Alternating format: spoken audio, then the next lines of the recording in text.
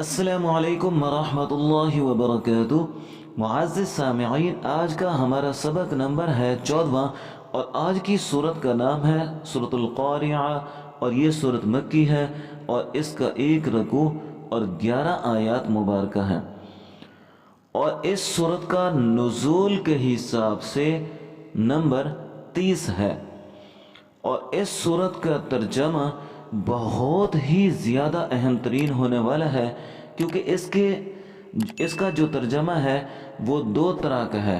جو پہلی آیات مبارکہ ہیں ان کے اندر قیامت کیسے آئے گی اور اس کی کیا ہولناکیاں ہوں گی اور اس وقت لوگ کیسے ہوں گے، اور دوسرے پارٹ میں یعنی آخری جو آیات مبارکہ ہیں وہ ہوگا حشر کے دن، کہ حشر کے دن جب لوگوں کے سامنے ترازو لگایا جائے گا تو جن کا ثواب نیکیاں بڑھ جائیں گی وہ کیسے ہوں گے، اور جن کا ہلکا ہو جائے گا وہ کیا ہوں گے، ان کے ساتھ ان کا رویہ اور ان کا طریقہ کار اور ان کی ناکامی کے آثار کیسے ہوں گے، اور ان کے لیے کیا ٹھکانہ ہوگا، کیسا ہوگا۔ تو بہت ہی اہم ترین ویڈیو ہے، اور اس کو ہم نے اس کے قواعد اور اس کے ترجمہ اور انشاءاللہ اس کے بعد اس کی تلاوت بھی کریں گے۔ تو آئیے شروع کرتے ہیں۔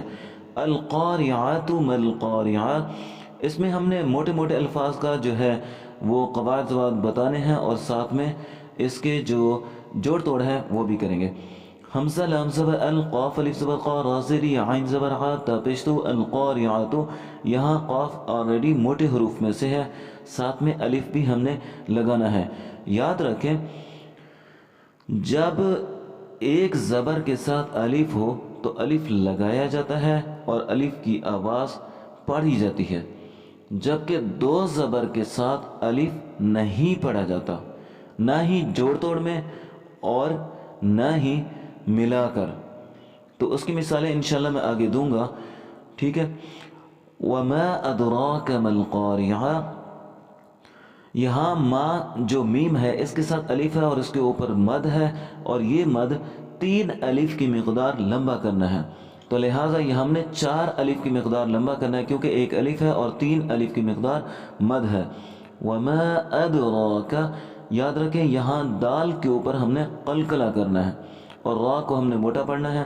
مل قارعہ، اور اس مل قارعہ میں قاف کو ہم نے موٹا پڑھنا ہے اور الف بھی ساتھ ملانا ہے، اور یہ یاد رکھیں پہلے بھی مل قارعہ گزرا ہے، اور یہ مل قارعہ اس کے جو آخر میں تا ہے یہ مؤنث کے لیے ہے، اور دوسری بات یہ ہے کہ جب ہم اسے ملا کر پڑھیں گے تب تو تا پڑھیں گے اور اس کی حرکت بھی پڑھیں گے، لیکن جب ہم اس تا کے اوپر وقف کریں گے تو تا کو ساکن کر دیں گے، یعنی تا کی حرکت بھی اور تا کے نقطے بھی، ڈاٹ بھی ختم ہو جائیں گے، صرف نیچے والا ہا باقی رہ جائے گا اور اسی کی آواز آئے گی، مل قارعۃ کی بجائے مل قارعہ۔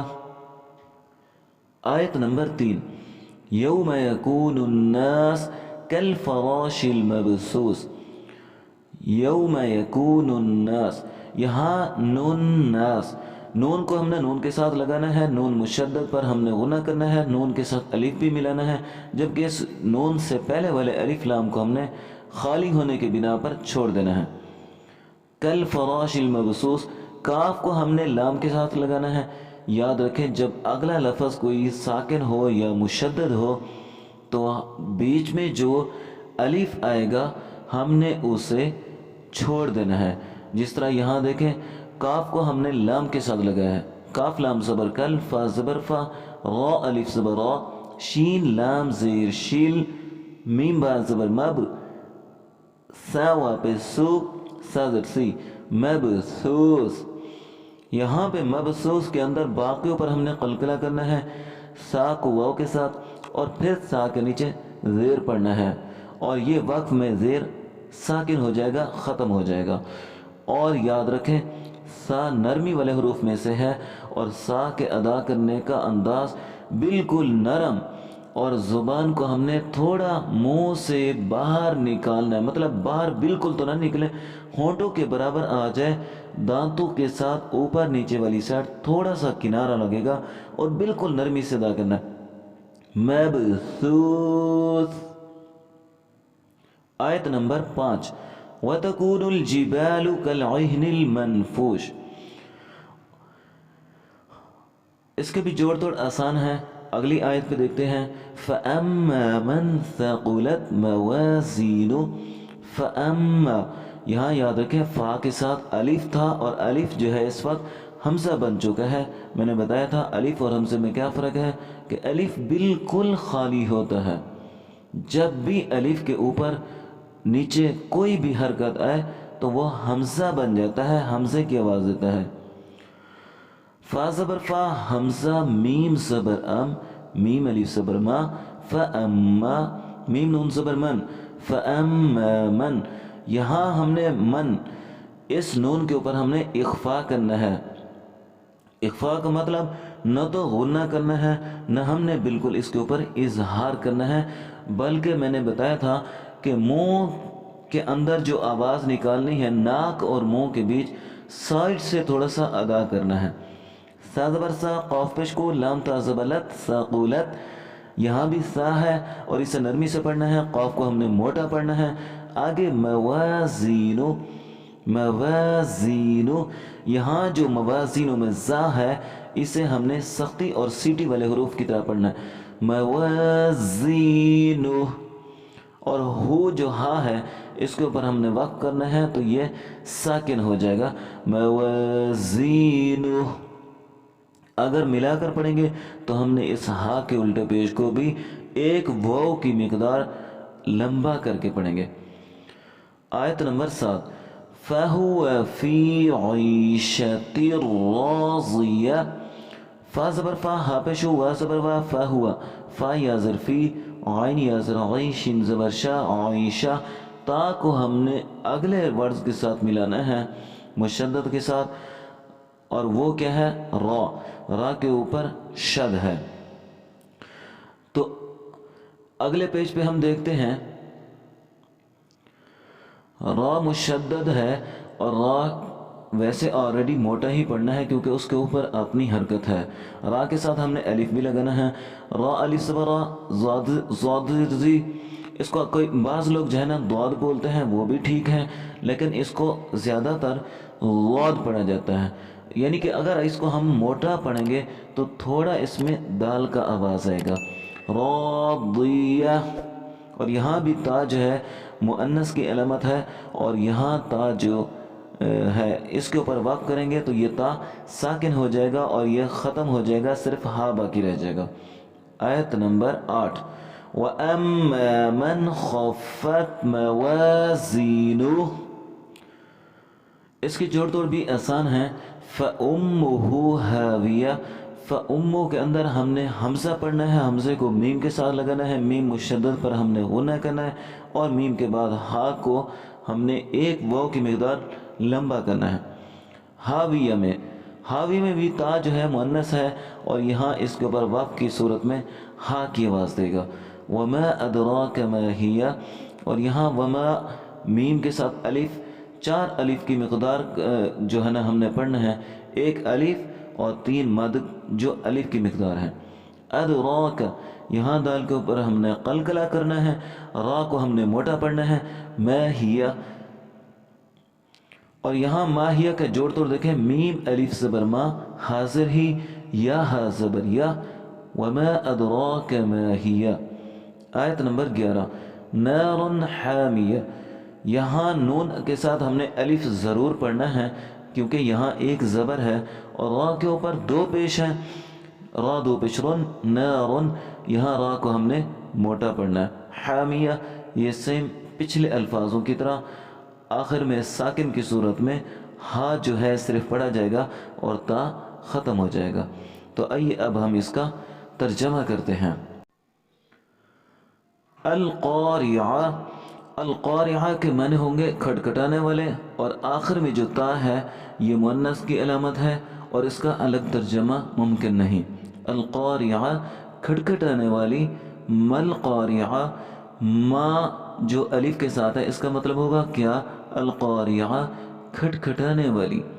وما ادراک, واو کا معنی اور ما کا معنی کیا, ادراک का माना जाने, का आखिरी जो काफ है इसका मतलब होगा आप, और आप क्या जाने, मल क़ारिआ, मीम का माना क्या, और अल क़ारिआ खटखटाने वाली, और आप क्या जाने क्या है खटखटाने वाली। यौम यकूनु अन्नासु कल फराशिल मबसूस, यौम उस दिन, यकूनु होंगे, अन्नास लोग, कल फराश, फराश का माना परवाने, परवानों, और काफ जो है शुरू वाला इसका मतलब होगा की तरह, कल फराश परवानों की तरह, क्या होंगे, अल मबसूस बिखरे हुए, यानी परवानों की तरह बिखरे होंगे जब खटखटाने वाली यानी क़यामत आएगी।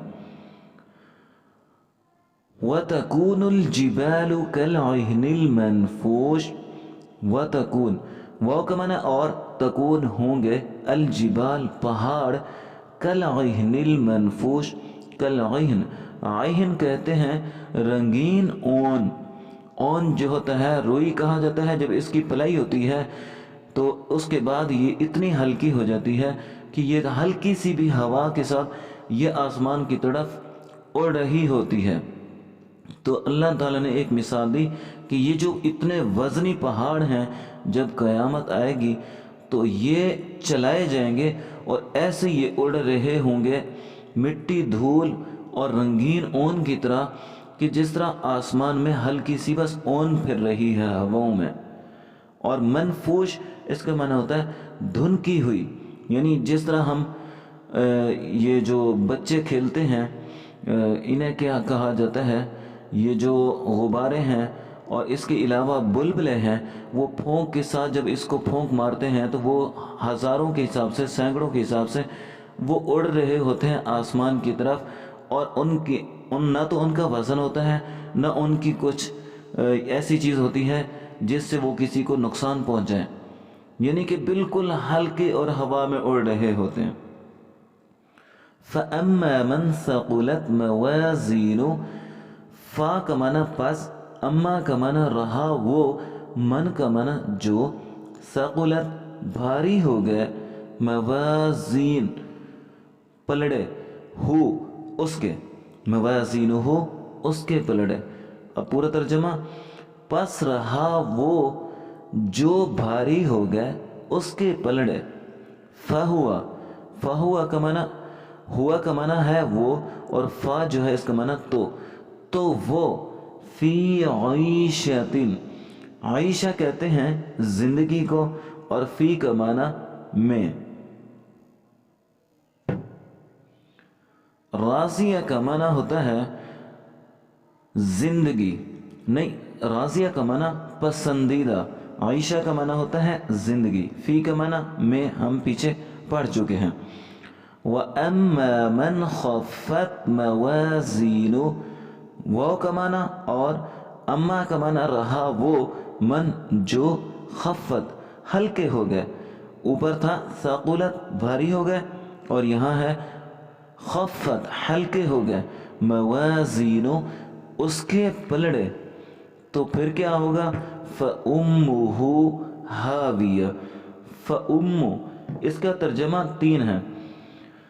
फ़ा का माना तो, हु उसका, उम्मु, उम्मु जो बीच वाले लफ्ज़ है इसका मतलब होगा ठिकाना, हाविया उसका ठिकाना क्या होगा, हाविया। और आगे सवालिया जुमला आ रहा है कि यह हाविया क्या है, वमा अदराका मा हिया, वाव का माना और, मीम अलिफ मा का मतलब क्या, अदरा जाने, का काफ जो है इसका मतलब आप, और क्या जाने आप, मा हिया मीम अलिफ मा क्या, हिया वो हाविया क्या है। अब इसका जवाब आ रहा है आखिरी आयत में, नारुन हामिया, नार आग, हामिया दहकती हुई, यानी दहकती हुई जहन्नम की आग है उनका ठिकाना जिनके पलड़े हल्के हो जाएंगे। तो अल्लाह ताला मुझे और आपको अमल की तौफीक अता फरमाए, अल्लाह ताला मुझे और आपको जहन्नम की आग से बचाए। तो आइए अब हम इसकी तिलावत शुरू करते हैं।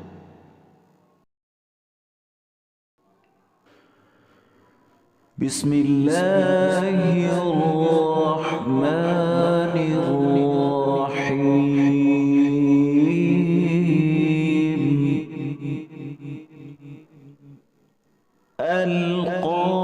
अल-क़ारिअतु मल-क़ारिअतु वमा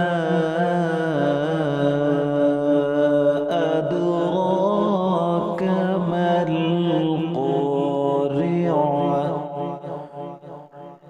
यौम यकूनुन्नासु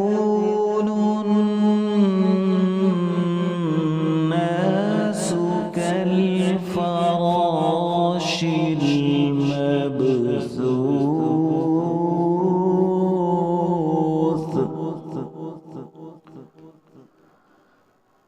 वतकूनुल जिबालु कल-अहनिल मनफूश।